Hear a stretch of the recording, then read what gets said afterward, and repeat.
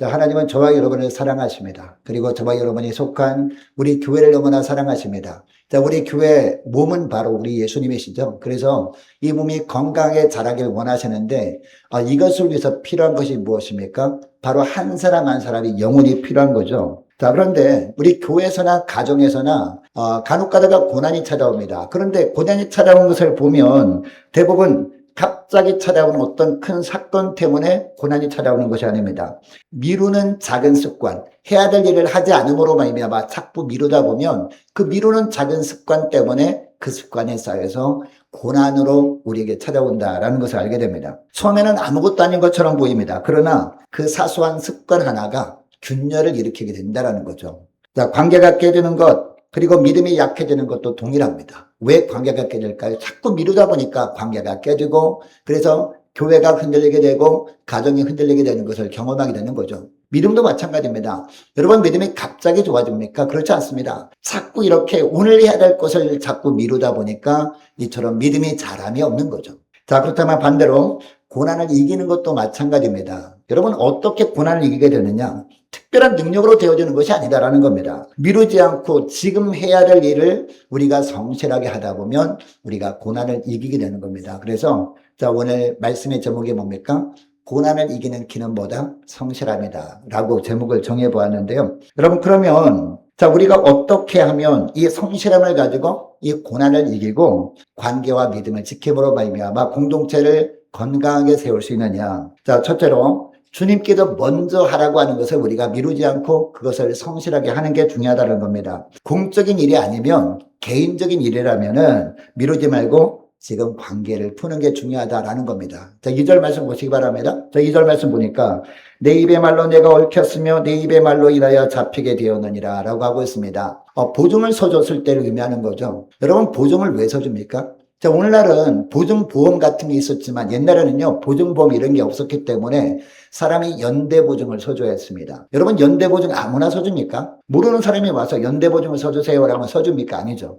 정말 친한 친구. 내가 저 사람은 믿을만해. 다른 사람은 다 못 믿어도 저 사람만큼은 내가 믿을 수 있어. 라고 하는 정말 중마고 같은 친구가 찾아와서 보증을 서달라라고 하면 그 사람을 믿고 보증을 서준 거 아니겠습니까? 그런데 이 보증을 서줬다가 결국은 어떻게 됩니까? 그 친한 관계가 깨어지고 심지어는요, 그 가정과 원수가 되어 살아가는 가정들 이야기를 우리가 흔히 보지 않습니까? 우리 친구들 간에 동창들 만나면 그리고 오랜만에 일가 친척들을 만나면요, 누가 누구한테 보증을 서줬다가 집을 날렸대. 누가 누구한테 보증을 서줬다가 완전히 그냥 인생이 끝났대. 이런 이야기를 우리가 심심찮게 듣지 않았습니까? 바로 이 이야기를 하는 겁니다. 여러분, 보증을 서줄 수 있지만 정말 중요한 게 뭡니까?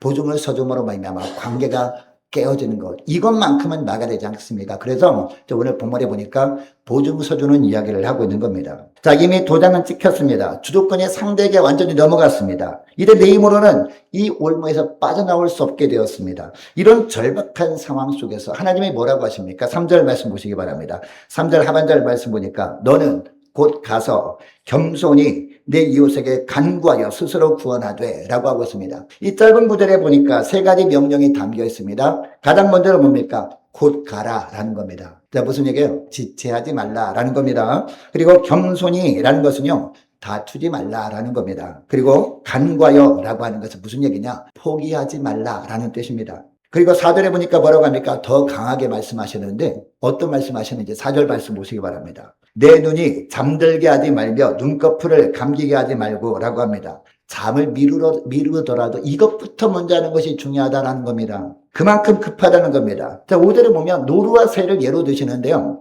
여러분, 노루가 이제 물을 먹다가 사냥꾼이 자기를 향해서 총을 겨누는 것을 봤습니다. 여러분, 그때 어떻게 합니까, 노루가? 아니, 아저씨 잠깐만요. 그렇게 합니까, 노루가? 그러지 않고 총구를 딱 보는 순간 어떻게 해요? 빨리 달리잖아요. 도망가잖아요. 빨리 도망가지 않으면 그 총구에서 날아온 총알이 자기 가슴을 관통할 것을 알기 때문에 노루는 아저씨 잠깐만요. 이렇게 하지 않는다는 겁니다. 여러분, 새도 마찬가지입니다. 모이를 먹던 새가 이제 그물을 봤습니다. 이제 그물 밑에 이 모이를 딱 있는 거죠, 모이가. 자, 그때 어떻게 합니까? 저거 빨리 가서 모이를 먹고 빨리 빠져나오면 되지, 나중에 피하면 되지 라고 합니까? 그렇지 않습니다. 그물을 보는 순간에 새가 어떻게 합니까? 빨리 날아간다는 겁니다. 피한다는 겁니다. 본능적으로. 여러분, 하나님께서 왜 이런 말씀 하시느냐? 돈보다 중요한 것이 뭐다? 관계가 중요하다라는 겁니다. 여러분, 빚은 시간이 지날수록 어떻게 되죠? 빚은 점점 더 늘어나만 갑니다. 그리고 이 마음은요, 침묵 속에 굳어져만 갑니다. 그 사람이 이 빚 문제를 해결하려고 그러면 그 사람이 실언을 할까봐 자꾸 이렇게 미루다 보면 어떻게 됩니까? 빚은 점점점 늘어나죠. 그 사람에 대한 관계는 이 마음으로 점점 멀어져 갈 수밖에 없는 것이죠. 그러다 결국 관계가 깨지게 되고 더 나아가서 한 가정의 고난의 수렁에 빠질 수 있다는 겁니다. 하나님은 이것을 다 아신 겁니다. 이것을 다 아시고 우리가 이 수렁에 빠지기 전에 미리 피할 길을 알려주시는 겁니다. 여러분, 이것은 단지 보증 이야기만이 아닙니다. 자, 우리 이야기일 수도 있습니다. 여러분, 가정에서 배우자한테 무심코 툭 던진 말 때문에 배우자에게 상처를 주는 경우가 있지 않습니까? 그러면 100% 후회를 하잖아요. 아, 내가 괜히 그런 얘기를 해가지고 상대방에게 상처를 줬구나 라고 생각하지 않습니까? 그래서 내가 미안하다는 말이라도 해야지 라고 마음을 먹습니다. 그런데 그것을 차일피일 미루다가 어떤 마음 때문에 미룹니까? 시간이 지나면 잊혀지겠지, 이런 마음 때문에 미루는 것 아니겠습니까?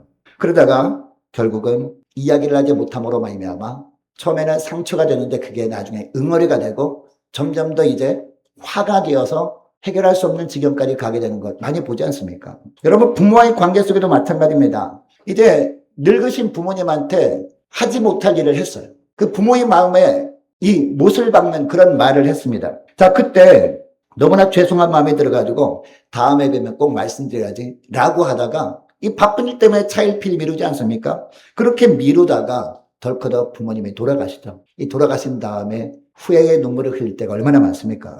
이렇게 할까봐 하나님께서 오늘 본문의 말씀을 하시는 겁니다. 자, 그리고 16절에 보면, 자, 16절 말씀 보시기 바랍니다. 하나님의 미워하시는 7가지가 나오는데 뭐가 나옵니까? 교만한 눈이 나옵니다. 자, 그 다음에 거짓된 혀가 나옵니다. 그리고 무죄한 자의 피를 흘리는 손이 나옵니다. 악한 계교를 꾀하는 마음이 나옵니다. 자, 그리고 또 뭐가 나옵니까? 빨리 악으로 달려가는 발이 나오고요. 거짓을 말하는 망령된 증인이 나오고, 자, 그리고 마지막에 뭐가 나와요? 형제를 이간하는 자. 이것이 바로 하나님이 너무너무 미워하시는 것들 7가지 중에 하나라는 겁니다. 여러분, 7가지는 특징이 있습니다. 다 관계를 깨뜨리는 것들입니다. 그리고 나만 생각하는 마음 때문에 이 7가지 것들이 생겨나지 않습니까? 이런 것들이 하나님이 너무너무 싫어하시는 것들이기 때문에 이런 것들이 우리 삶 가운데 자리 잡지 못하도록 어떻게 하라? 조심하라 라는 겁니다. 여러분, 특별히 목록의 맨 마지막에 형제를 이간하는 자가 나오잖아요. 왜 이것을 맨 마지막에 뒀을까요?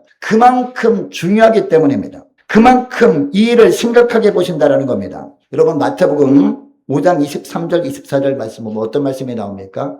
우리가 하나님께 예배드리기 위해서 예물 들고 하나님께 나가잖아요. 자, 그러다가 형제에게 원망 들을 만한 일이 생각났습니다. 그러면 어떻게 하라? 가가지고 화해하고 관계를 회복하고 하나님께 나오라. 이 말씀을 하는 겁니다. 화목한 이후에 드리는 예배를 하나님께서 받으신다라는 겁니다. 자, 에베소서 4장 26절 말씀에 보면 어떤 말씀이 나옵니까? 해가 지도록 분을 품지 말라라고 말씀하고 있습니다. 오늘을 넘기지 말라, 미루지 말라라는 겁니다. 여러분들 이 말씀을 들으면서 혹시 마음에 걸리는 부분이 있다면 여러분 예배를 마치고 하는 것이 불편하다면 여러분 문자라도 좀 해보시기 바랍니다. 그래서 저와 여러분이 하나님과의 관계도 회복해야 되지만 사람들의 관계도 회복할 수 있는 저와 여러분 되시기를 축복합니다. 그리고 믿음도 마찬가지입니다. 믿음을 우리가 잘하게 하기 위해서 중요한 게 뭡니까? 미루지 않는 겁니다. 믿음도 여러분 하나님께서 훈련시키는 것을 미루지 않고 행함으로 말미암아 믿음도 성장시키면서 하나님께 영광 돌리는 저와 여러분 되시기를 축복합니다. 자, 그리고 둘째로 내 권리보다 형제를 더 생각하는 겁니다. 나보다 남을 낫게 여기는 거, 이게 중요하다는 겁니다. 여러분, 지금 우리 함께 가는 교회는 아주 중요한 길목에 서 있지 않습니까? 자, 우리 교회가 동산제일교회와 통합을 위해서 마지막 단계를 밟고 있습니다. 이제 오늘 광고 나가거든요. 오늘 광고 나가고 다음 주면은 이제 통합을 위한 찬반을 묻는 공동예배가 열릴 예정입니다. 자, 이런 시기에는 자연스럽게 이런저런 수많은 이야기들이 나올 겁니다. 그리고 수많은 질문들이 쏟아질 겁니다. 그런데 우리가 하는 말과 질문이 나의 권리를 주장하는 것이라면 우리 자신도 모르게 오늘 본문에 나오는 잠언 6장 19절 하반절 말씀처럼 되는 겁니다.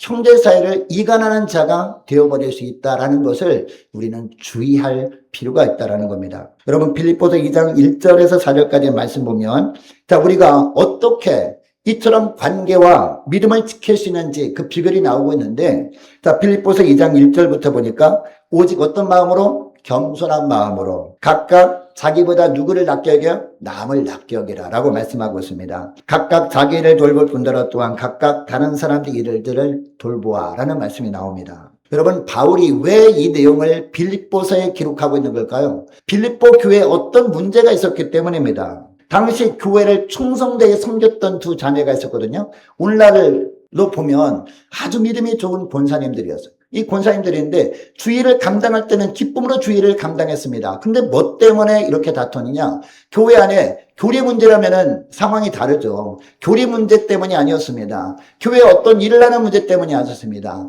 어떤 성향 차이 때문에 관계가 깨진 겁니다. 자, 그런데 이 두 여인의 이름이 4장 2절에 밝히고 있어요. 빌립보서 4장 2절에 보니까 이 두 여인의 이름도 딱 박제해 놓고 해서 성경 말씀에 누구입니까? 바로 유오디아라는 권사님 그리고 순두개라는 권사님 이 두 권사 이름이 딱 여기에 기록되어 있는 거예요. 빌립보서에. 이 관계 문제가 점점 다툼까지 커졌고 2000년이 지난 오늘날에까지 성경에 박제되어 있는 것을 보면 이것이 얼마나 우리 하나님 앞에서 조심해야 될 문제인지 우리가 알게 됩니다. 교리 문제가 아니라면 진리를 지키는 문제가 아니라면 교회를 지키는 문제가 아니라면 우리가 내가 먼저 내려놓는 것이 중요하다. 나보다 남을 낫게 여김으로 말미암아 내가 먼저 양보하는 것이 중요하다라는 것을 말씀하고 있습니다. 자, 그러면 관계 문제는 어떻게 해결되느냐? 3절 말씀에 나보다 남을 낫게 여기고라고 나오잖아요. 여러분 여기 낫게 여기고라는 단어는요. 그 당시에 어떤 용어냐? 그 당시에 회계 용어라고 합니다. 회계 용어 무슨 얘기예요? 은행에서 사용하는 용어라는 거죠. 돈을 계산할 때 사용하던 용어가 낫게 여기고라는 단어의 뜻이라는 겁니다. 그러니까 자기보다 남을 낫게 여기라 라는 말씀은 무슨 뜻임을 알게 됩니까? 상대를 나보다 더 가치 있게 계산하라 라는 겁니다. 마음이 안 생겨도 그 사람이 나보다 낫게 여기는 마음이 생기지 않더라도 그렇게 계산하기로 결정하는 결단이 중요하다라는 겁니다. 이것이 바로 낫게 여기다 라는 뜻입니다. 여러분 이것은 우리가 쉽게 할 수 없는 결단이죠. 그런데 우리 예수님께서 먼저 이런 본을 보여주셨잖아요. 이게 바로 빌립보서 2장 5절에서 7절까지의 말씀 아닙니까? 너희 안에 이 마음을 품어라. 어떤 마음이요? 나보다 낫게 여기는 마음을 품어라 라는 뜻입니다. 곧 그리스도 예수의 마음이니 우리 예수님께서 이 땅에 오실 때 어떤 모습을 보셨습니까? 하늘 보좌를 다 버리고 이 땅에 오셨잖아요. 왜 오셨습니까? 주님이 보실 때 어떤 마음으로 오신 거예요? 이 땅에서 죄로 말미암아 죽어가고 있는 우리를 주님보다 더 낫게 여긴 거예요. 그래서 주님께서 자신의 모든 권리를 포기하고 이 땅에 오셨다라는 것이 바로 빌립보서 2장 5절에서 7절까지 말씀입니다. 심지어는 십자가에 죽기까지 하셨잖아요. 누구 때문에? 우리 때문에. 그 결과가 뭡니까? 우리 하나님께서 부활시키셔서 이제 하늘에 올리셔서 모든 사람의 무릎이 예수의 앞에 예수 이름 앞에 꿇게 하신 것 이게 바로 빌립보서 2장 말씀 아닙니까? 여러분 예수님은 하나님과 동등된 분이셨기 때문에 충분히 자기의 권리를 주장할 수 있었거든요. 자, 그런데 여러분 우리 예수님이 자기 권리를 주장하십니까? 전혀 주장하지 않으셨습니다. 그 권리를 붙들지 않고 철저히 자신을 비우셨습니다. 여러분 이것이 예수님의 십자가입니다. 여러분 아브라함에게도 이런 마음이 있었어요. 창세기 13장 8절 9절 말씀해 보니까 이 아브라함의 목자들과 그리고 롯의 목자들이 서로 다투었습니다. 왜냐하면 이 양들이 점점 많아졌거든요. 갈대 우리를 떠나서 가나안 땅에 와서 보는데 이 양들이 점점 많아졌단 말이에요. 자, 그런데 이 양들을 먹일 꼴들은 제한돼 있잖아. 제한돼 있어서 서로 다툰 겁니다. 자, 오늘은 우리 양이 많으니까 우리 양이 먼저 저기로 가야 돼. 아니야.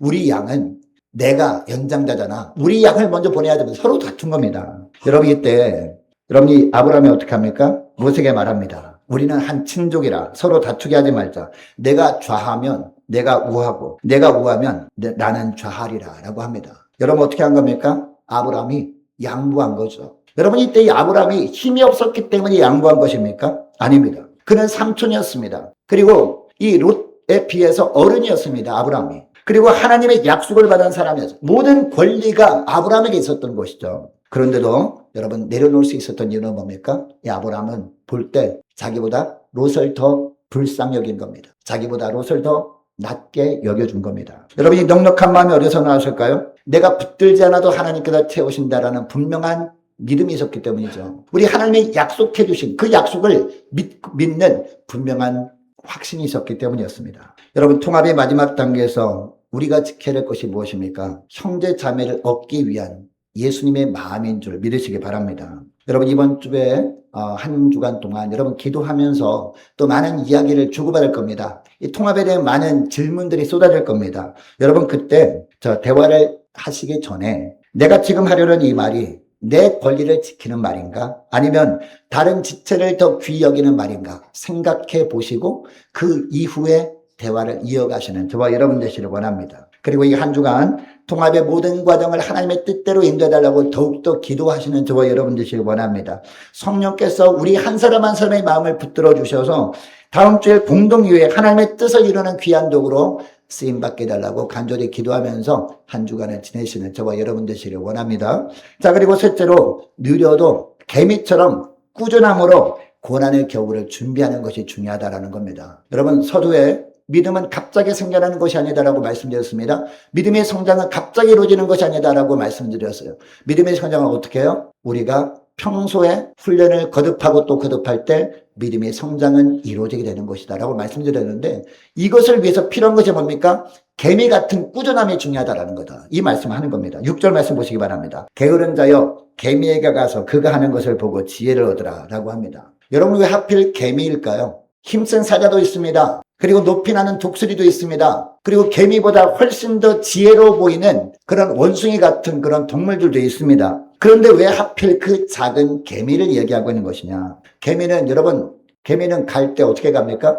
너무 천천히 가잖아요. 천천히 갑니다. 그리고 개미가 뭐 등에 뭘 지고 옮겨요. 옮기는 거 보면 어떤 겁니까? 우리가 볼 땐 진짜 아무것도 아닌 거잖아요. 이만큼한 거, 그죠?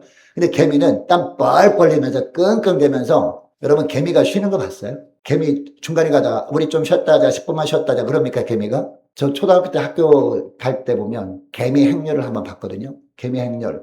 얘네들도 피곤하니까 중간에 쉬겠지라고 하는데 쉬지 않더라고요. 계속 끊임없는 행렬. 사람들이 보건 말건 자기들한테 뭐라고 하건 말건 개미 행렬이 끊임없이 이어집니다. 그러다가 어떤 구멍으로 쏙 들어가더라고요. 근데 그러다가 그 구멍 안에 뭘 놓고 또 나오나 봐요. 빈몸으로 또 나오더라고요, 개미들이. 또 개미들이 줄져서 쫙 갔다가 또 거기서 열심히 나르는데 나르는 거 보니까 등에 우리가 볼 때 너무 보잘것없는 거예요. 근데 개미 입장에서 그게 무거운가 봐요.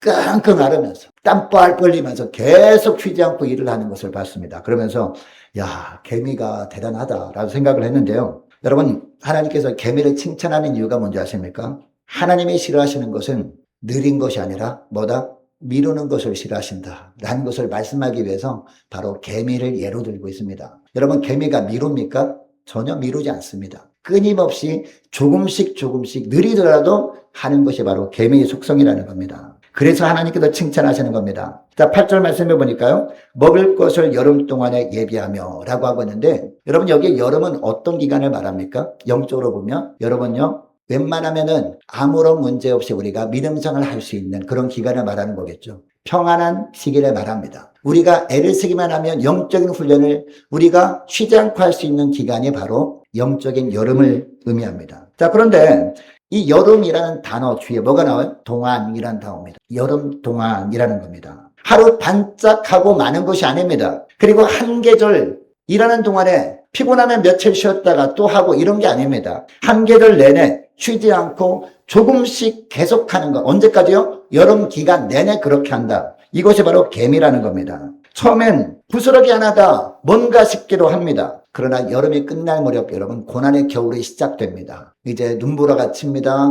매서운 그런 겨울바람이 몰아칩니다. 여러분 그때가 되면 이 개미가 쌓아놓은 것이 어느 정도 될까요? 어마어마한 것들이 된다는 겁니다. 여러분 이것이 꾸준함의 힘인 줄 믿으시기 바랍니다. 10절에 보세요. 반대로 게으른 자는 어떻게 한다라고 하고 있어요. 10절 말씀 보면 게으른 자는 어떻게 한다? 좀 더 자자, 좀 더 졸자, 손을 모으고 좀 더 누워있자라고 합니다. 여러분 피곤하잖아요. 피곤하면 앉아있고 싶죠. 앉아있으면 뭐가 쏟아져요? 잠이 쏟아집니다. 그럼 잠깐만 누워있자. 자지 말고 누워만 있자. 누우면은 어떻게 돼요? 잠이 듭니다. 바로 그것을 말하는 거거든요. 좀 더 자다, 좀 더 졸자, 손을 보고 좀 더 누워있자. 게으른 자는 안 한다라고 말은 하지 않아요. 안 하는 것이 아니라 어떻게 하는 거예요? 안 한다라고 말하지 않고 좀 더 쉬었다가 나중에 하자라고 이야기한다는 겁니다. 여러분, 여기서 게으름의 정체가 드러납니다. 하지 않는 것이 게으름의 정체가 아니라, 하지 않는 것이 게으름이 아니라 미루는 것이 게으름의 정체구나라는 것을 알게 됩니다. 하고 싶은 마음은 있어요. 그런데 시작을 하지 않는 것, 그리고 시작을 해도 쉽게 그만두는 것. 왜요? 나중에 하지 뭐 라고 하는 마음 때문에 쉽게 그만두는 것. 이것이 바로 게으름이라는 겁니다. 그 결과가 뭐냐? 그 결과 11절 말씀 보세요. 11절 보니까 내 빈궁이 어떻게? 강도같이 오며 내 곰핍함이 뭐같이? 군사같이 이르리라 라고 말씀하고 있습니다.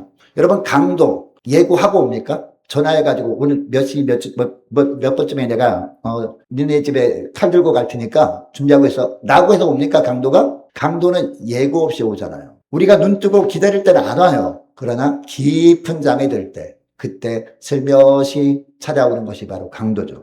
이것이 바로 미루는 습관이 끝이라는 겁니다. 그리고 여기서 빈궁이라는 단어가 나와요. 곤핍이라는 단어가 나옵니다. 이것은 경제적인 가난만을 의미하는 단어가 아니에요. 영적인 가난을 의미하는 단어입니다. 하나님이 우리에게 건강한 몸을 주실 때요, 살아갈 환경도 함께 주신 것 여러분 아십니까? 그리고 게으르지만 않으면 먹고 살 수 있는 환경을 하나님이 주시고 우리를 살게 하신 것 여러분 기억할 수 있기를 원합니다. 그리고 영적인 것도 똑같다라는 겁니다. 우리를 하나님의 자녀 삼으실 때 믿음이 자랄 수 있는 환경을 주님께서 예비해 놓으시고 우리를 하나님의 자녀 삼아주신 줄 믿으시기 바랍니다. 그렇다면 예수 믿은 지 수십 년이 됐는데 믿음이 제대로 안 자랐다? 믿음이 그냥 제자리에 걸음이다? 그것은 무엇을 말합니까? 그동안 게을렀구나 라는 의미라는 겁니다. 환경이 안 돼서가 아닙니다. 성경 말씀을 배울 환경이 안 돼서가 아닙니다. 환경은 됐는데 내가 게을렀기 때문에 훈련을 받지 못했고 훈련을 받지 못한 결과가 이처럼 믿음이 자라지 않는 것으로 나타난 겁니다. 아는 어떤 분이 성경톡을 결심했는데 알고 보니까 3번째 하고 있다고 합니다. 그래서 정말 대단하십니다. 1독도 힘든데 3독을 하셨네요. 그게 아니라요. 중간에 내가 그만둬가지고 이제 이번에 3번째, 이번에 제대로 해보려고요. 그러더라고요. 그래서 어디까지 읽으셨는데? 하다 출애굽까지는 잘 읽으셨대요. 출애굽 너무 재밌어가지고 출애굽기까지는 그렇지 않습니까? 근데 레위기로 딱 들어서니까 너무 힘들고 이해도 되지 않고 이것을 계속 해야 되나 하다가 1장 2장 하다가 3장 4장 못 넘어가고 그만두고 미루다가 또 창세기부터 계속 3번째 하게 되었다라고 합니다. 여러분, 혹시 저와 여러분 이야기 아닙니까? 어떤 분은 또 새벽 예배를 작정했는데 분명히 작정했다고 목사님께 말씀을 드렸는데 목사님이 기다려도 안 오시는 거예요. 그래서 물어봤습니다. 아니, 새벽 예배 나오신다면서 왜 안 나오셨어요? 그랬더니 뭐라고 하죠 보통? 1분만 하다가 잠이 들어버렸어요. 이렇게 해서 게으름 때문에 작정한 것을 못했다라는 겁니다. 여러분, 그래서 오늘 본문은 느려도 좋으니까 누구처럼? 개미처럼 어떻게? 꾸준함으로 고난의 겨울을 준비하라 라고 말씀하고 있습니다. 여러분, 성경은 우리를 이처럼 정죄하고 끝내버리지 않습니다. 우리에게 소망을 주는 책이 바로 성경 말씀 아닙니까? 그래서 갈라디아서 6장 9절을 보면 어떤 말씀을 합니까? 우리가 선을 행하되 낙심하지 말지니 때가 이르매 포기하지 아니하면 때가 이르매 어떻게? 거두리라 라고 말씀하고 있습니다. 여러분, 여기 선은 뭐죠? 선? 우리가 선을 행하되, 여기서 선은 뭡니까? 착한 일을 말하는 게 아닙니다. 하나님이 원하시는 일을 하는 게 이게 바로 선인 줄 믿으시기 바랍니다. 하나님은 어떻게 하라고요? 개미에게서 배우는 겁니다. 꾸준함을 유지하는 거예요. 포기하지 않는 겁니다. 천천히 해도 괜찮다라는 겁니다. 조금씩 해도 괜찮다라는 겁니다. 조금씩이라도 끊임없이 하루하루 영적인 훈련을 거듭하라. 그러면 때가 이르매 거두리라. 뭘요? 믿음의 성장을 거두리라. 주님이 원하시는 열매가 바로 믿음이 자란 것 아니겠습니까? 이것을 거두리라 라고 말씀하고 있습니다. 여러분, 6기 8장 7절 말씀에도 보면 뭐라고 합니까? 내 시작은 미약하였으나. 처음에는 너무 보잘것없다는 겁니다. 개미들이 옮기는 것 너무 보잘것없어요. 이처럼 아무것도 아닌 것처럼 보이지만 그 다음에 어떻게 합니까? 내 나중은 심히 장대하리라. 이렇게 말씀하고 있습니다. 그리고 누가복음 16장 10절 말씀에도 보니까 지극히 작은 것에 충성된 자는 큰 것에도 충성되고 라고 하고 있습니다. 작은 것에 충성하라. 어떻게? 너무나 작아 보이는 거지만, 아무것도 아닌 것처럼 보이지만, 그리고 너무 느리는 것처럼 보이지만 꾸준히 하라. 이 말씀을 하고 있는 겁니다. 여러분, 고난의 겨울은요 반드시 찾아옵니다. 건강이 무너지는 겨울이 찾아올 수 있습니다. 그리고 가정이 흔들리는 겨울이 찾아올 수 있습니다. 또 어떤 분은 열심히 믿음 생활 열심히 해서 믿음이 자랐어요. 그러다가 어느 날 사고를 당해서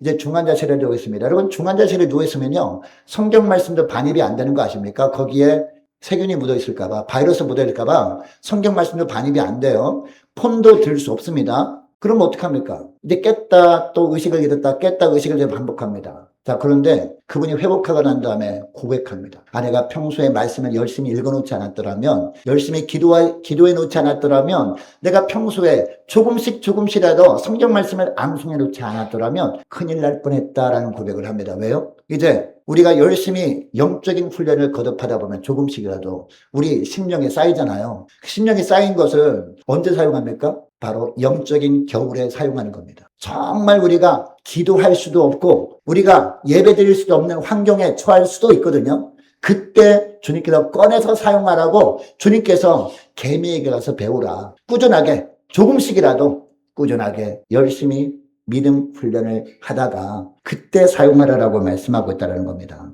여러분, 영적 훈련은 크게 시작할 필요가 없습니다. 오늘부터 하루하루 한 장씩 성경 말씀을 읽어보는 겁니다. 자, 그리고 이것도 부담스러우면 한 주에 한 구절 시작해서 성경 암송을 해보는 겁니다. 주보에 나와 있잖아요. 한 주에 이 구절이라도 암송하면서 지내보는 겁니다. 날마다 똑같은 말씀을 암송하면서 이 말씀이 어떤 내용일까? 라고 하면서 자꾸 입에서 되뇌어 보이는 겁니다. 자꾸 되새김질 내보는 겁니다. 이것도 부담스러우면 하루에 3분 정도라도 기도하고 하루를 시작해보는 훈련을 하는 겁니다. 여러분, 아무리 보잘것없어도 괜찮습니다. 주님이 보시는 것은 크기가 아니라 뭐다? 주님이 보시는 것은 얼마나 대단한 일을 하는가, 이걸 보는 것이 아니라 뭘 보신다? 꾸준함을 보신다라는 겁니다. 꾸준함. 여러분, 오늘 우리는 고난을 이기는 키가 성실함이라는 걸 알았습니다. 여러분, 미루지 말고 오늘 하나님과의 관계를 붙들고 또 지체들과의 관계, 이것이 공적인 문제가 아니라면, 개인적인 문제라면 이 지체들과의 관계를 붙들고 또 믿음의 훈련을 게을리하지 않는 저와 여러분 되시길 원합니다. 또한 내 권리보다 형제자매를 더 귀하게 여기는 저와 여러분, 그리고 성실하게 이 고난의 겨울을 영적 훈련을 꾸준히 함으로 말미암아 잘 준비하시는 저와 여러분 되시기를 축복합니다. 이 성실함으로 관계를 잘 지키고 또 믿음을 지키고 다가올 겨울을 넉넉하게 준비하시는 저와 여러분 되시기를 주의 이름으로 축복합니다. 자, 기도하겠습니다. 하나님 아버지, 감사합니다. 오늘 부족한 저희들의 말씀 앞에 불러주시고 고난을 이기는 열쇠가 성실함에 있다는 것을 깨닫게 하시니 감사드립니다. 주님, 저희가 그동안 미루며 살아왔던 부분이 많았음을 고백합니다. 개인적인 관계에서 먼저 손 내미기를 미뤘고 사과해야 될 자리에서 침묵했고 화목해야 할 관계를 뒤로 미뤄왔던 지난 날들이 있다면 이 시간에 회개하오니 용서하여 주옵소서. 오늘 저들이 발걸음이 미뤄뒀던 그 한 사람에게로 향하게 하시고 미뤄뒀던 그 주님께로 향할 수 있는 저희를 되게 하여 주옵소서. 하나님, 도로가 총과 앞서 곧장 뛰듯 새가 그물을 보고 즉시 날아오르듯 저희도 지체하지 않고 겸손히 나아가 관계를 회복할 수 있는 저희를 되게 하여 주옵소서. 주님, 지금 저희 함께 가는 교회가 통합의 중요한 길목에 서 있습니다. 이런저런 말들이 오가는 이때에 저희들이 입술이 권리를 주장하는 입술이 되지 않게 하시고 형제자매를 나보다 낮게 여기는 입술들이 다 되게 하여 주옵소서. 하나님, 아브라함이 먼저 내려왔던 그 넉넉함, 자기를 비우신 예수 그리스도의 그 마음을 저희 심령 가운데 허락하여 주옵소서. 다음 주에 공동회를 아버지 뜻대로 인도해 주옵시고 저희를 그 뜻을 이루는 귀한 도구로 주님 사용하여 주옵소서. 또한 저들에게 계명의 지혜를 허락해 주셔서 느려도 미루지 않고 작아도 꾸준하게 여름 동안 조금씩 영적인 양식을 쌓게 하여 주옵소서. 하나님, 그래서 고난의 겨울이 찾아와도 염려 없이 살아갈 수 있는 저희를 다 되게 하여 주옵소서. 감사드리오며 우리 주 예수 그리스도 이름으로 기도드리옵나이다. 아멘.